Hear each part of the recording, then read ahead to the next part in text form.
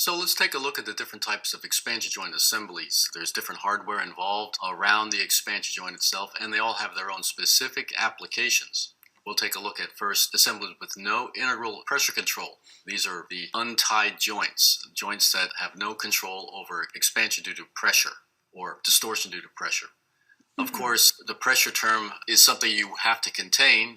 So as you contain that, you are changing the flexibility of the joint. So there's this interaction between solving for pressure, solving for thermal strain. That's all involved in using the right expansion joint. Well, then we'll take a look at another major class of expansion joint assemblies, those that have pressure control. Then finally, a few other odds and ends in expansion joints. So we'll take a look at these different types of joints as they would be used in Caesar 2. First of all, the single untied expansion joint. It's just a simple bellows with no hardware to control pressure thrust. When I say pressure thrust, basically think of putting a cap on either end of this assembly here. When you pressurize it, you will have the pressure pulling the joint apart, and without any kind of control over that pressure thrust inside the joint, it's very flexible, you'll just overexpand the joint and fail the unit. Now, this is the simplest assembly. There is no restriction for motion in any of the 6 degrees of freedom at both ends of the joint. There is no means to contain that pressure thrust.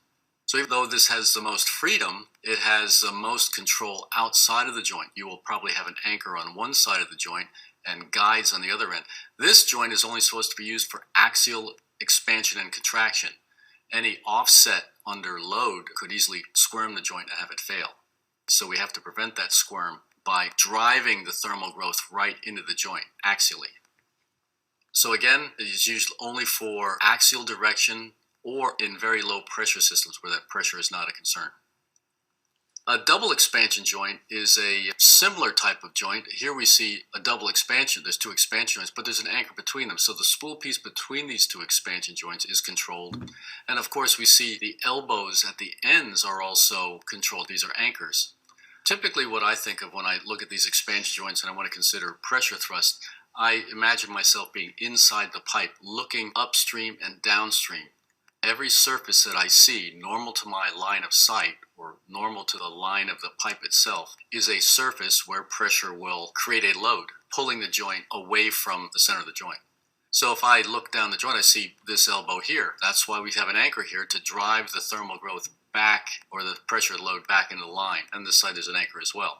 Of course, if we don't want this to squirm off its axis, we have to put these guides along the line to prevent that squirm. So it's a very controlled thermal growth of this run of pipe, driving all the thermal growth into these 2 expansion joints. So again, if you have an untied joint, you will probably have a hardware in terms of guides and other anchors to control the thermal growth of the line. Now we have hardware involved with this system here. Here's an assembly that has a tie rod on it. The tie rod, if I think of the axial load due to pressure in this pipe wall, it's coming up the line from the downstream elbow into the wall here of the pipe, through the flange out to the tie rod, and you can see how the load path goes around the expansion joint. So the axial pressure thrust pulling this joint apart is defeated by these tie rods. Do not confuse tie rods with limit rods. Limit rods are there to protect the joint should a support fail, and the limit rods then will limit the amount of expansion of the joint, but they're not essential for the safe operation of the joint. This is basically an untied joint with limit rod safety devices on the system. These are tie rods that actually are loaded when the system's in operation. Now, because they are in the axial direction, this system or this assembly is not moving axially. So as soon as you put this hardware around your joint, it's now turning into a lateral device. It is allowing the left end to move up and down or in and out of the plane of paper here with respect to the other end. So with this type of hardware, we no longer need the thrust locks to hold the pressure thrust. Again, since there is this hardware, we have to make sure that we use it in a lateral direction. It's used for lateral response. Now here, even though we have a tied expansion joint, you may still have to put in other supports in order to drive the response in a certain direction. So don't just throw an expansion joint in the model and assume that the pipe will load it in the proper direction. In many cases, you may have to, and we'll certainly work with the manufacturer, you may have to add additional blocks in the line. Here's another method of controlling pressure thrust. Instead of putting tie rods in the system, we have these hinge plates. So here's a pin right here, and now the left half can rotate around the right half. So with no tie rods or no pressure thrust constraints, it's made for axial motion. If I put tie rods on the line, then it's for lateral motion. When I put the hinge on here, the hinge pin, it's made for bending or rotation.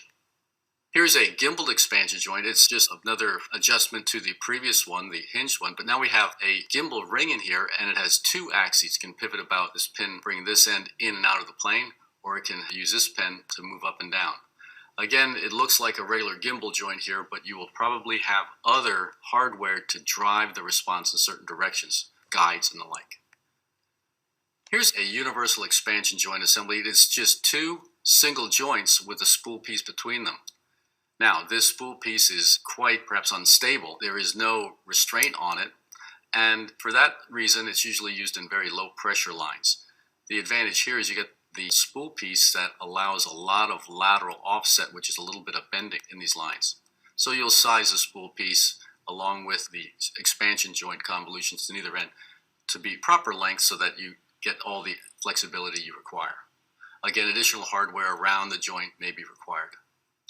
This joint is much more commonly used, the universal tied expansion joint, where it's universal in that there's two joints with a spool between them, but again, the tie rods will then run over the entire unit, and now the pressure thrust is handled directly by the joint itself.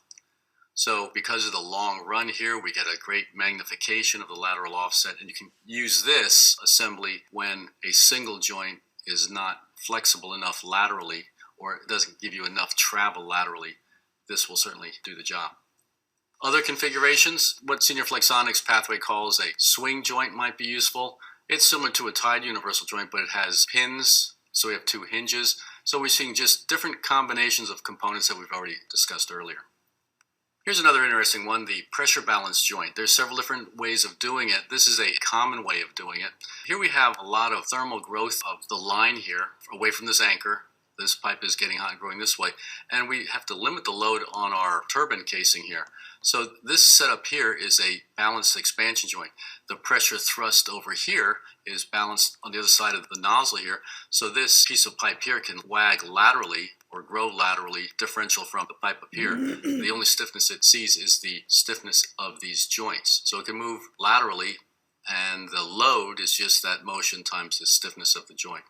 Here's another example. They either look like a T, as we show here, or as an elbow, and they will isolate the pressure thrust from the rest of the system. Again, because it has these tie rods on it, if I look at the pressure thrust on this side, it's balanced on that side, and this is just basically free floating between the two ends. I've said it several times already. In many cases, we have to look at additional hardware to make these things work correctly, to drive it in a certain direction, to control it, and we see in these pictures there are several different assemblies. If you get into a situation like this one over here, there's a couple gimbals and also a hinge over here, certainly work with the manufacturer. We'll see later on that the stiffness method in Caesar 2 has some shortcomings when we talk about geometric constraints that are shown in these types of linkages. So certainly work with the manufacturer on that. A few more points. Yes, with these systems, you have to have anchors. These anchors have to be designed to carry the thrust load inside the pipe. The pipe basically is broken by the expansion joint, and it can't handle that thrust load. So these anchors have to be designed to carry the pressure thrust load in the piping system. Now, Caesar 2 will work with pressure in your piping system, but in most cases, it is only used to calculate longitudinal stress due to pressure. You will not see much distortion of a piping system with pressure in it.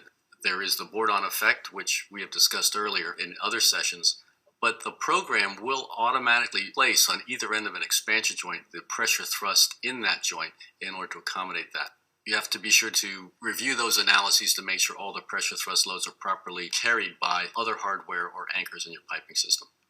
One note about what B31.3 has to say about expansion joints in your piping systems. In the main book, paragraph 321.2.1 on anchors and guides, it says piping layouts, anchors, restraints, guides, and supports for all types of expansion joints shall be designed in accordance with paragraph X 301.2 of Appendix X. Appendix X of B31.3 is the expansion joint appendix.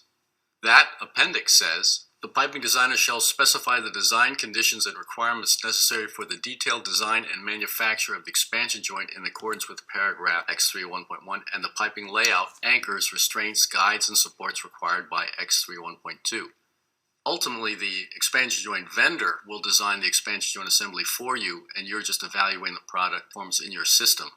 So don't just pick up an expansion joint out of a catalog and throw it into your Caesar 2 model and assume it's the proper joint. Just work with that vendor. In our next segment, we'll talk a little more about these expansion joints and summarize all the joints that we have available for use in your piping systems and in Caesar 2.